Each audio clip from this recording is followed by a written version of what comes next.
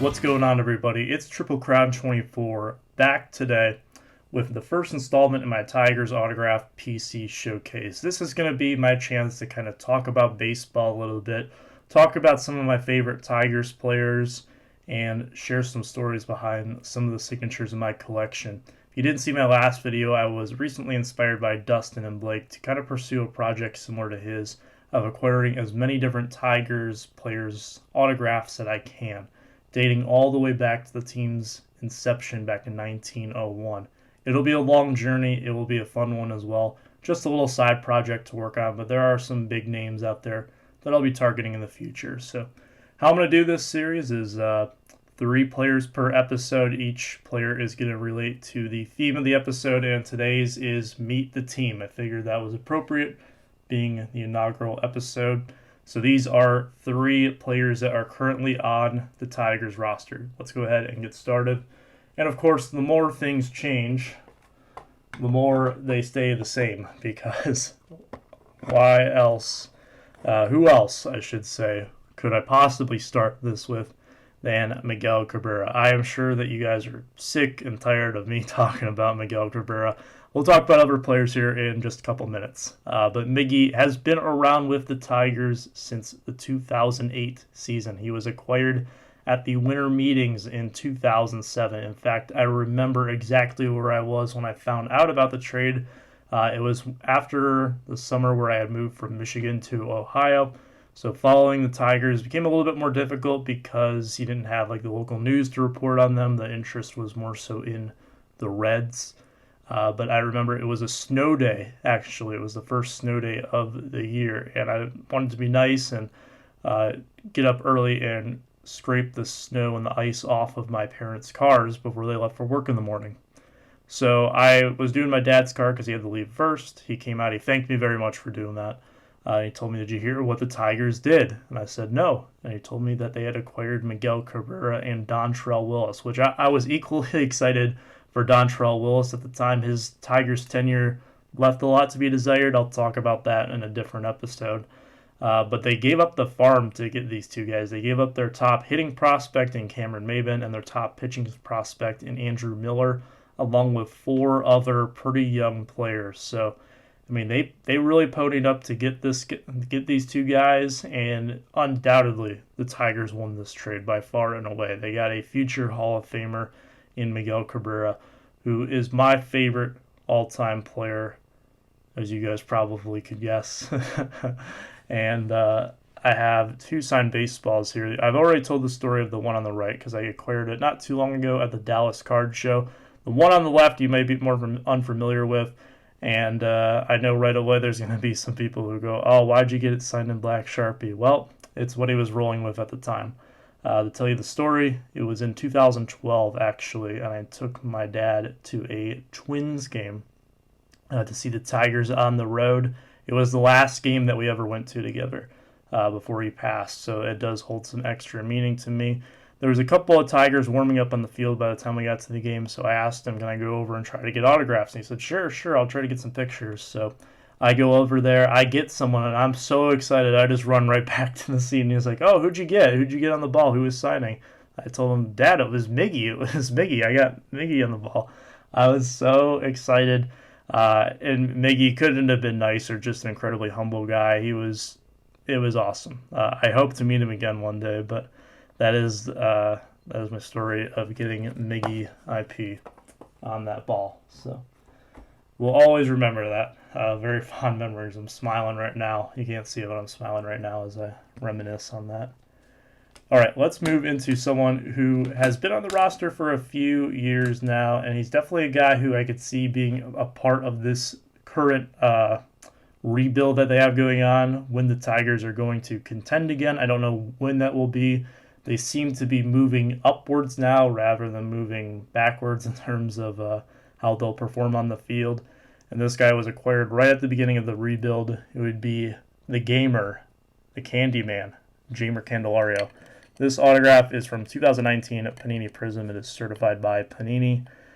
Baseball Graphs is the insert set, and I acquired this in a live sale from Mike O. So big thank you to Mike O. This was I want to say like late 2018 or something, and I wanted a Jamer autograph for quite some time. He had a absolutely fantastic September when he came over at the trade deadline. He was acquired at the July 31st non-waiver trade deadline at the time. I know that has changed since then. When the Tigers really started to kind of embrace the rebuild. So they had previously traded JD Martinez. They would later go on to trade Justin Upton and Justin Verlander.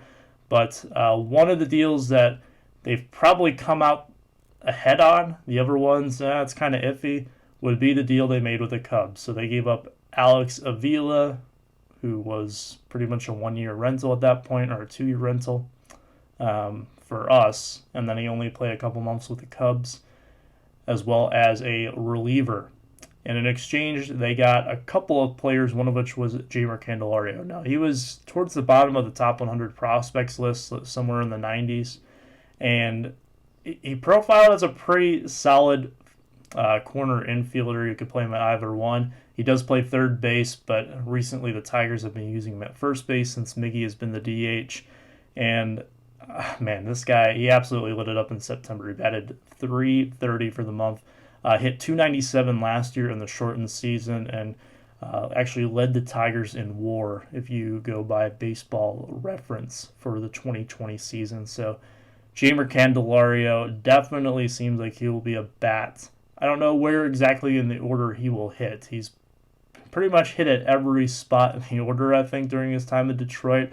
But things have been so crazy with our roster with so much turnover and so many young guys trying to prove themselves that there's going to be a lot of variance there. But this is a guy who I'm a huge fan of. And what I always think of him is that Mario Impemba, who is the former play-by-play commentator for the Tigers, did a little profile on him in spring training 2018 when the Tigers were kind of really starting to say, okay, we're rebuilding now. This might be a rough year. But they're trying to highlight some of the guys who might be the future.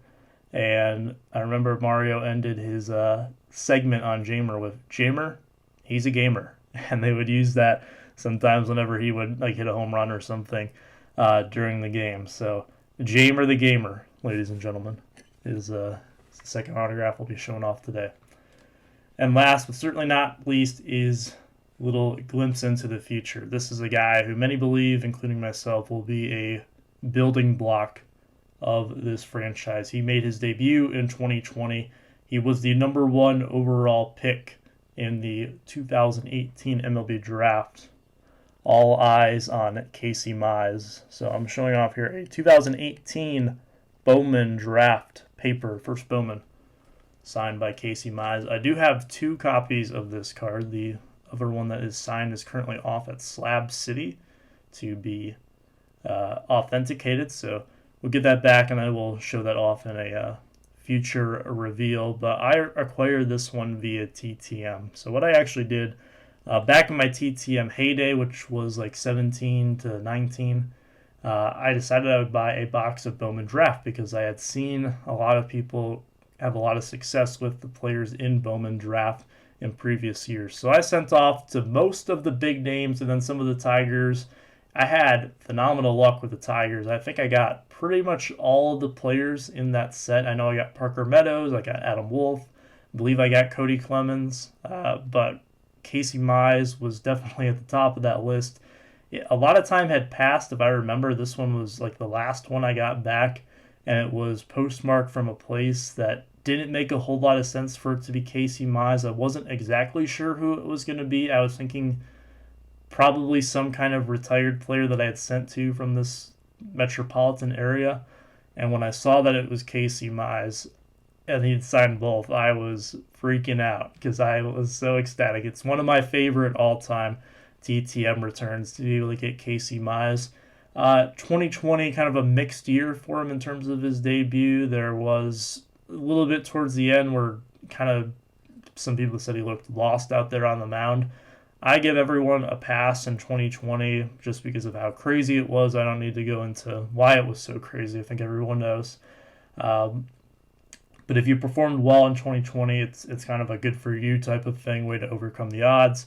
If you didn't, well, go get them next year is my mentality. So Mize, not every player is going to come out of the gate strong, where they're just going to be firing on all cylinders. I think with some of the instant gratification we've seen with some of the top prospects in baseball, it can be easy to kind of fall into that trap. But Mize, I see this guy being an ace in the future. Hopefully, we don't look back on this video and laugh at me for saying that. But I'm a strong believer in Casey. He is incredibly nice. I have met him once, actually, through minor league games, and he's an awesome dude. In general, I think that Casey Mize he's revered as a top Tigers pitching prospect. Some people argue that they like Matt Manning a little bit more, who we should see debut in 2021. I really do like Mize. He's got a nasty split finger fastball. This thing has really been kind of the cornerstone pitch in his arsenal. It's been so good, in fact, that in college, when he was a Tiger of a different kind, he was with the Auburn Tigers. He threw a no-hitter in college, and that split finger helped lead him to another no-hitter in his debut with the Erie Seawolves, which was the Tigers' AA affiliate. Still is the Tigers' AA affiliate. So that's quite a way to make your AA debut, to throw a no-hitter. So Casey Mize, definitely a guy who I'm looking forward to watching. I do have one more autograph of his I want to show off because this was a gift from Mike over at Canadian Cards. So big thank you to him for this one. This is the ticket to the show, Leaf Valiant. Nice refractor shine on it. It's not a refractor because it's not a Topps product, but it's got that nice shine to it. Numbered out of 99 there on the back. So really a good looking card to go along with the first Bowman. So that is the Meet the Team episode. So let me know if you guys like this format. I really just love talking about baseball, talking about the Tigers. I think this gives me a good opportunity. And hopefully I can keep these at around the 10 to 15 minute mark every time I do them. So until next time, I'll see you guys later. Take care, stay safe, be kind.